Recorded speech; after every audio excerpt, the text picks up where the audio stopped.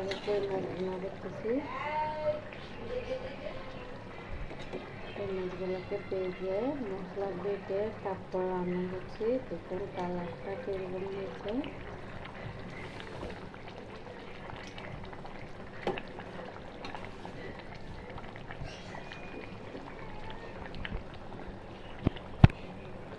মতো জল বেশি একটা জল রাখি নাই, পাতিল ছোট সেজন্য রান্না বান্না করে, পাতিলও ছোট আমার রান্নাও কম সেজন্য। দেখুন কতটা সুন্দর হয়েছে কালারটা।